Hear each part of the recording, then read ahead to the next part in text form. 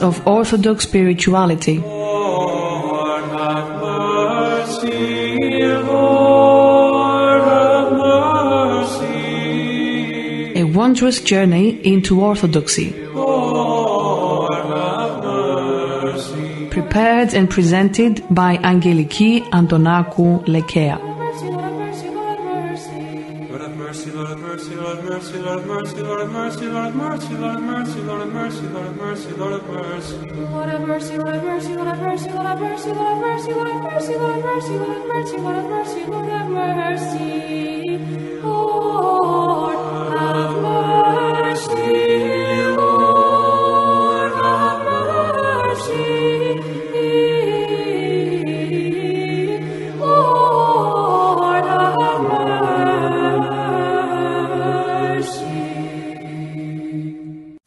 Hello, dear listeners. We are continuing to read from the book Spiritual Awakening, the second volume in the series Spiritual Counsels by Saint Paisios.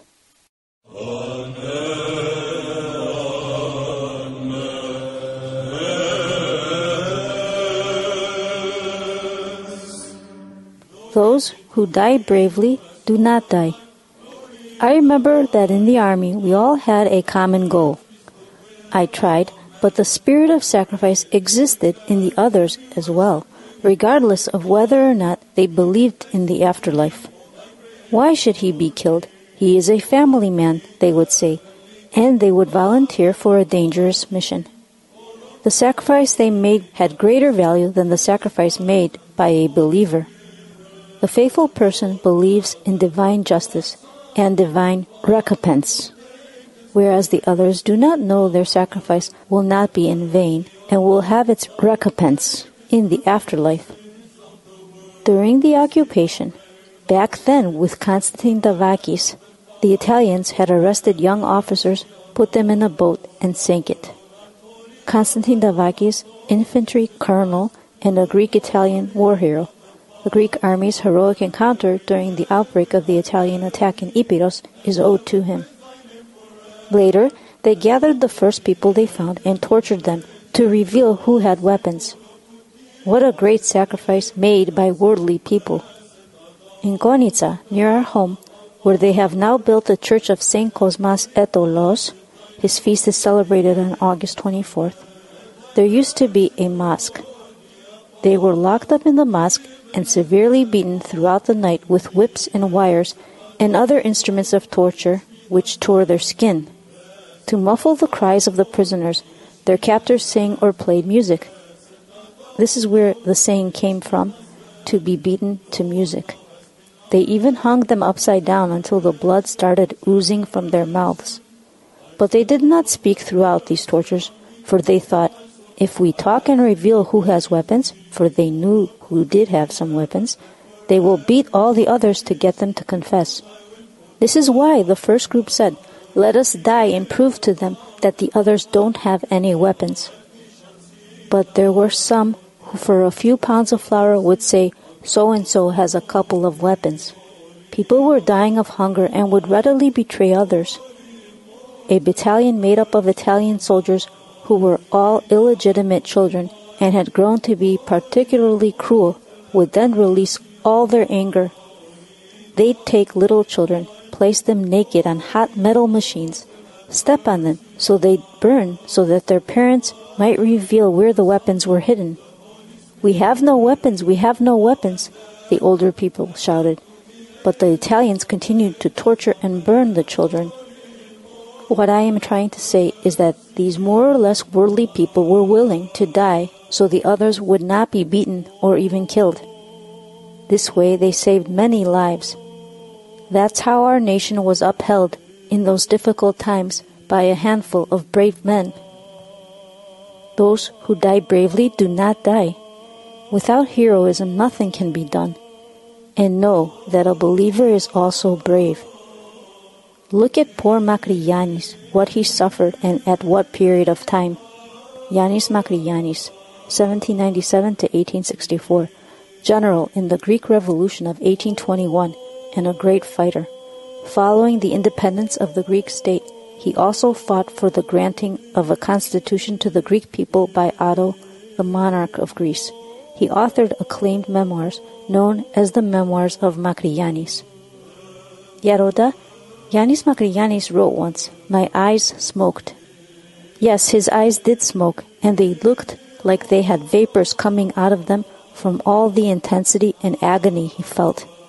He found himself in that situation, and out of pain and love, he constantly sacrificed himself.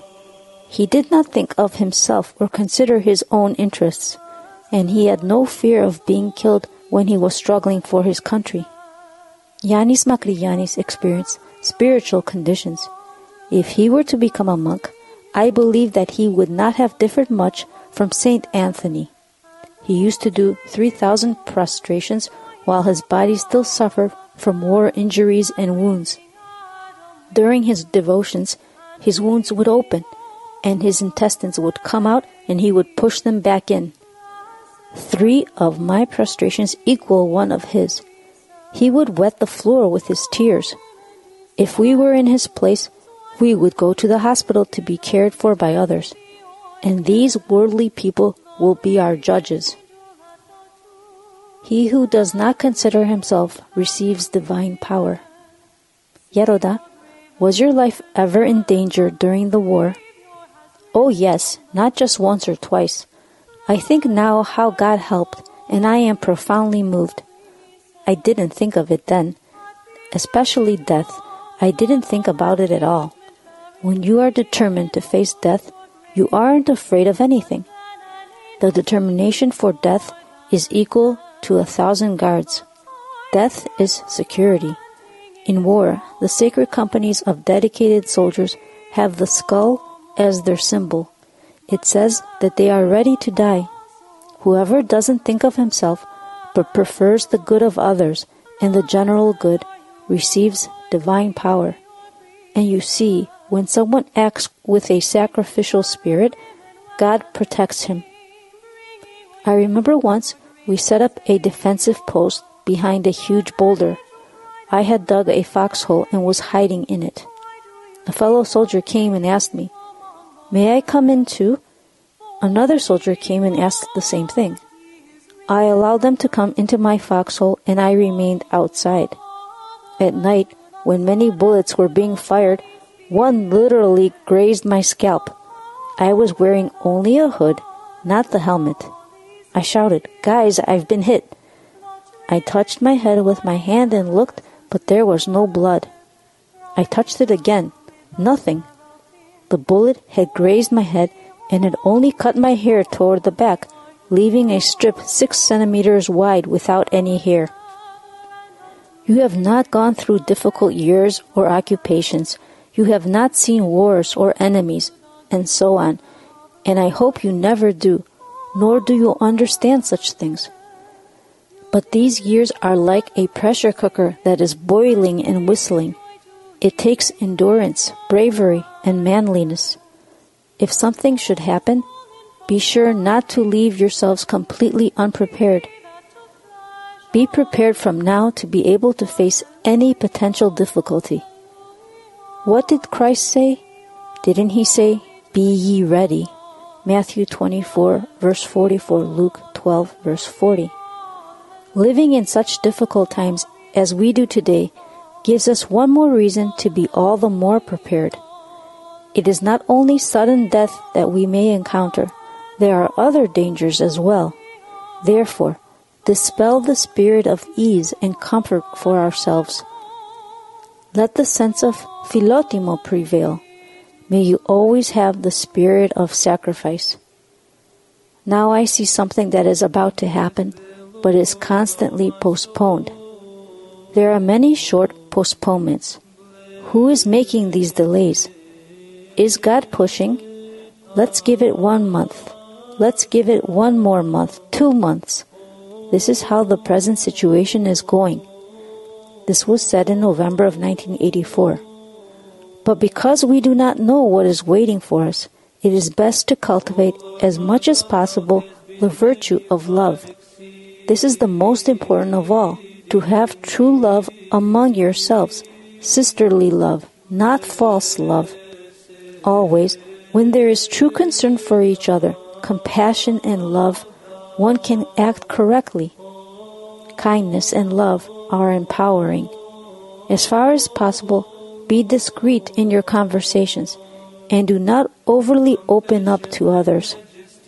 One will say to another, and another to yet another, and then what will come of that?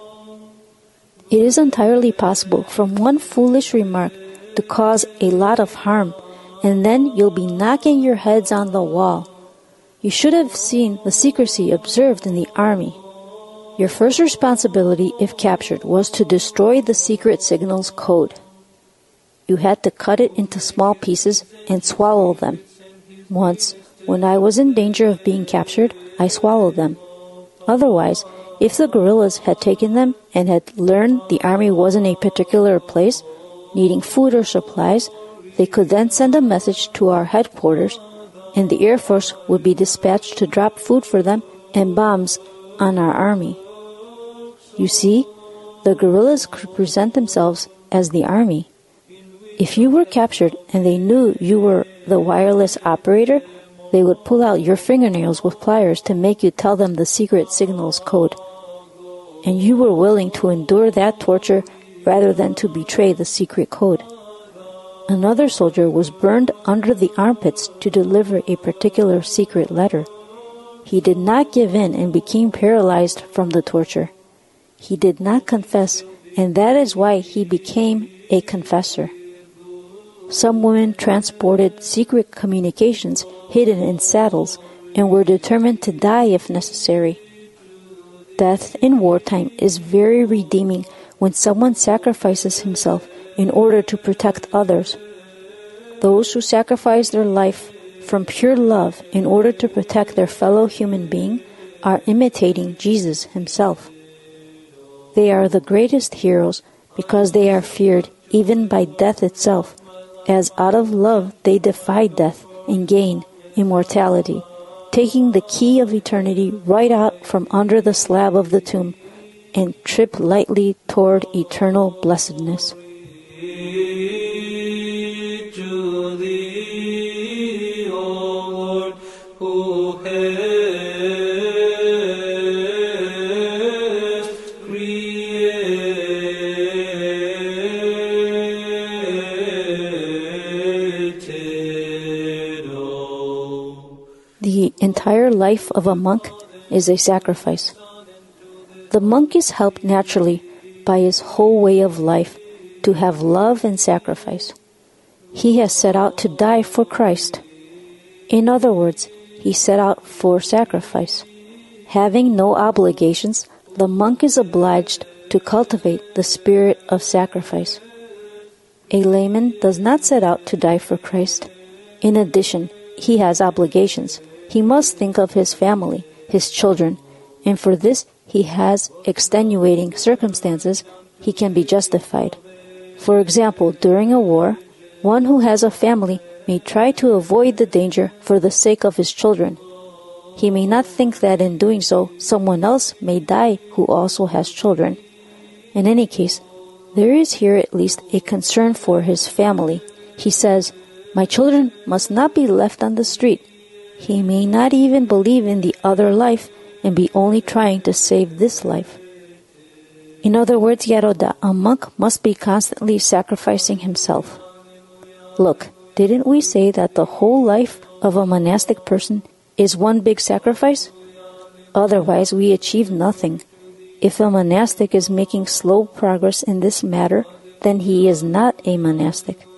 Then where is the spirituality? There is no spirituality when there is no sacrifice. All the spiritual disciplines which a monk does without sacrificing himself are nothing. On the holy mountain, such aspects of the spiritual life, for example, prayer, fasting, vigils, and so forth, are called kukuskiaktika, scarecrow. In other words, a monk who performs these spiritual disciplines cannot dispel the demons. At best, he may dispel the crows. When someone takes seriously the struggle that must be carried out in this life, there is a divine flame in him. If this divine flame is missing, then he is useless. It is this that gives him joy, courage, philotimo. This is what the Lord said, I came to cast fire upon the earth. Luke 12, verse 49. When this divine fire exists, then the chanting and the prayer we do for ourselves and for others will have results. This is especially true for a woman's heart, which, when purified, has tremendous power.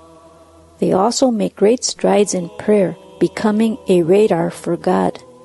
Whoever has no philotimo, no sacrifice, will have either worldly joy or worldly worries, but he cannot experience spiritual delight. This is why I say that sacrifice must be developed, the sense of brotherhood. Each one of you must acquire a spiritual state in order to be able to get through things alone at a difficult time. If one is not in this spiritual state, he may falter because of self-love. He may even deny or betray Christ. You must be prepared to die. Here, there are laypersons in the world who sacrifice themselves and don't even believe in paradise. We believe that nothing is lost and our sacrifice has meaning. When laypersons who are ignorant of all these things sacrifice themselves and put themselves in danger to protect others, can monastics neglect to cultivate the spirit of sacrifice? We start out to die for the love of Christ. We have no obligations, and if we have no sense of sacrifice, what are we doing then? Even the ants will laugh at us.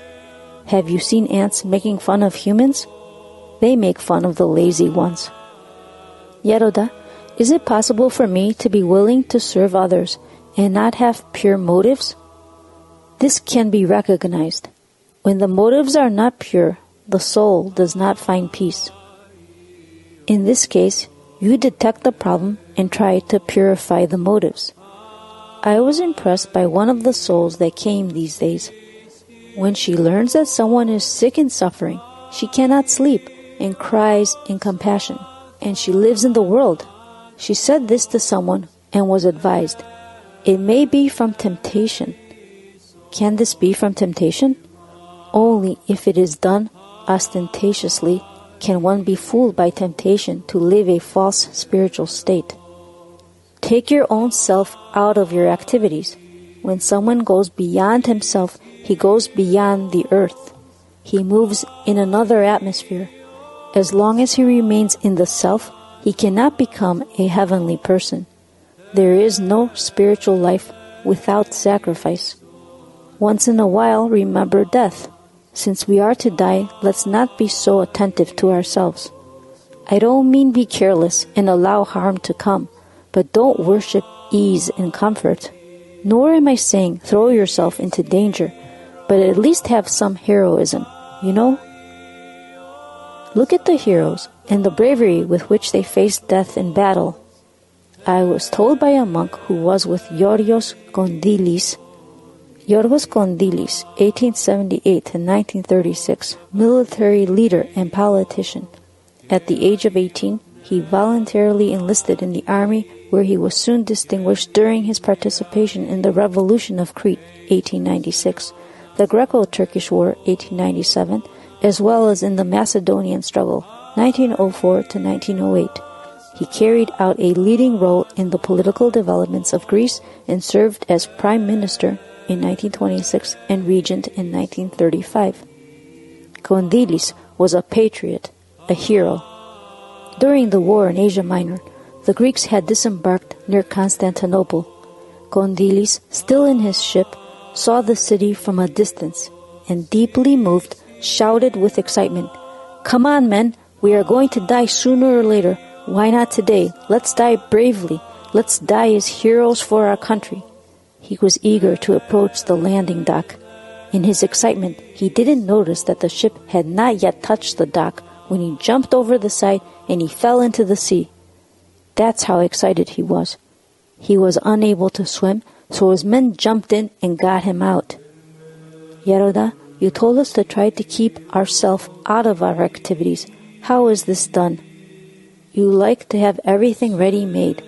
What does it mean to take myself out? When do I take myself out? How are we to take ourselves out of our love? How are we to brighten up our love? The less I consider myself, the more I remove myself. And when we cut our will, our weakness, our ease and comfort, then we take ourselves out too. And a lot of things vanish from ourselves through obedience and silence. And when our love is not selfish and self-involved, again, we take ourselves out, but our love must also be sacrificial. Do you understand this? Let us suppose, for example, that one of the nuns wants to go and see the abbess and sees another sister who also wants to go. If she immediately relinquishes her turn to the other, while knowing that the other does not have serious matters to discuss, then she is truly obedient, sacrificial, and so on. And when with her whole heart she gives up her turn and does not speak with the abbess, well then, it will be Christ himself who will speak with her. But she must take this to be a necessity. Her heart must be in it. And she must not do it merely because the Holy Father says so. This way she can receive a double portion of the grace of God. In this case, one nun will be helped spiritually in human terms, while the other will be helped in divine terms, directly by Christ. We see lay people who demonstrate a degree of sacrifice that even monastics don't have. In the world, and I'm impressed by this, even though people may not believe, may have weaknesses, their passions, God provides for them to have a gentle and kind heart. They see someone who is in need, even a total stranger, and they go and help him.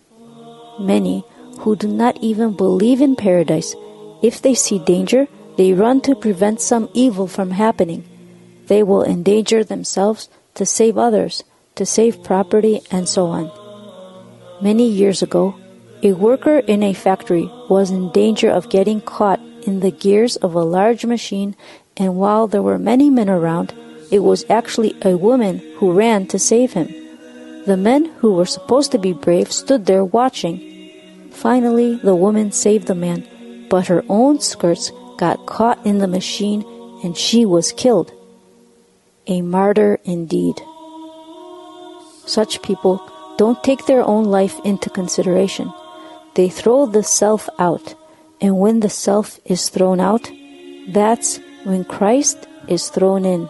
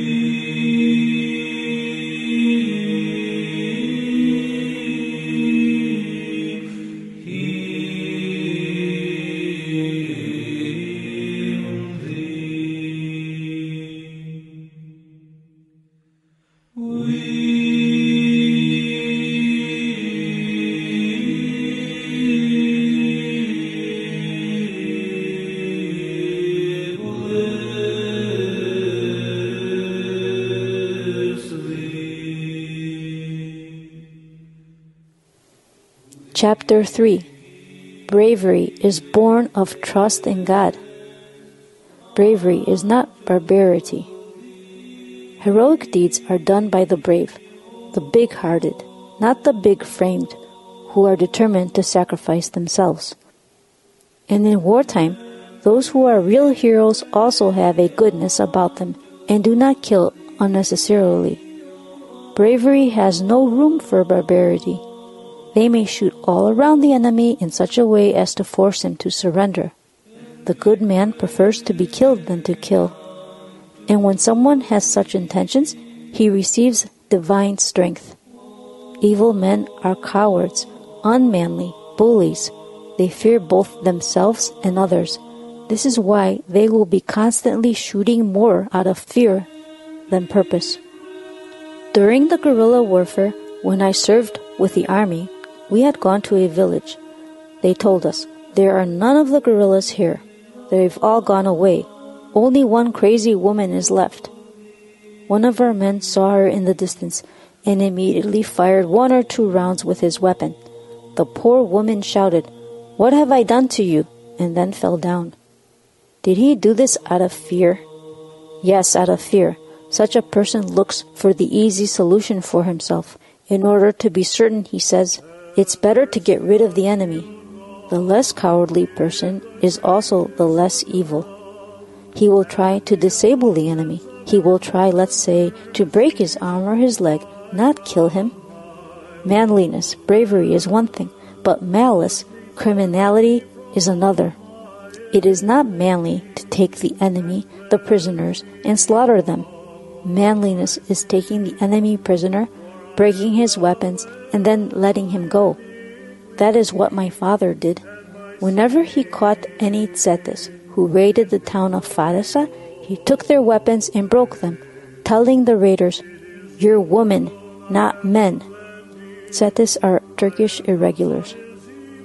Then he would let them go. Once he dressed up as a Turkish woman and went into their camp and asked for their captain. Previously, he had made plans with his own men to attack when the signal was given.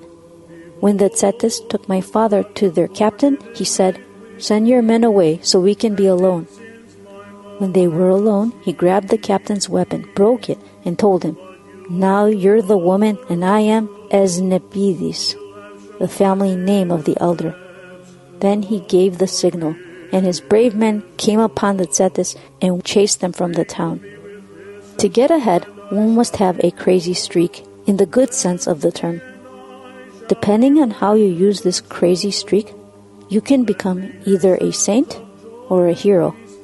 But if you are not helped and are led astray, you can also become a criminal. One who doesn't have a crazy streak cannot become either a saint or a hero. That is why we need to get our inner engine started, our heart to work, our bravery. Our heart must become foolhardy. I know many military men who have been retired and are full of chagrin. Some of them are looking for a war to begin so they can be active again.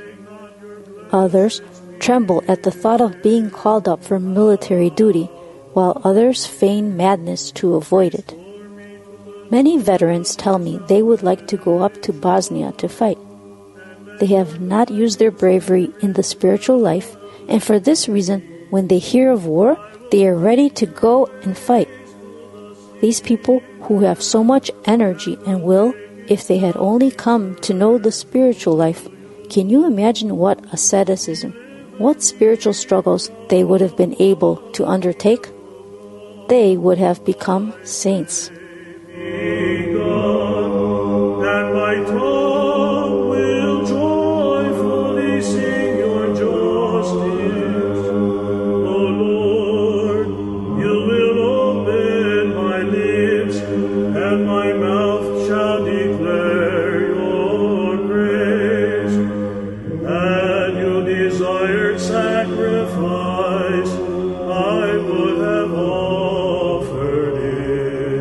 Dear listeners, our show has come to an end. Thank you for listening.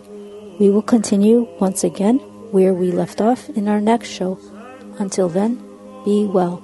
Is a contrite spirit, a crushed and humble heart, God will not spurn. In your kindness, O Lord, be bountiful to Zion.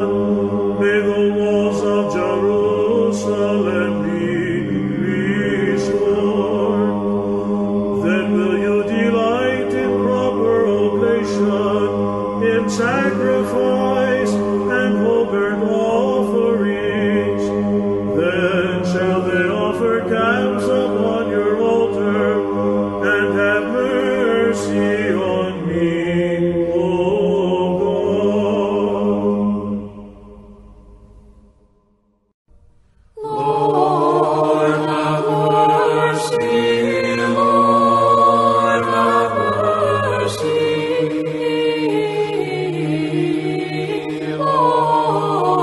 Readings of Orthodox Spirituality. Lord, have mercy. Lord, have mercy.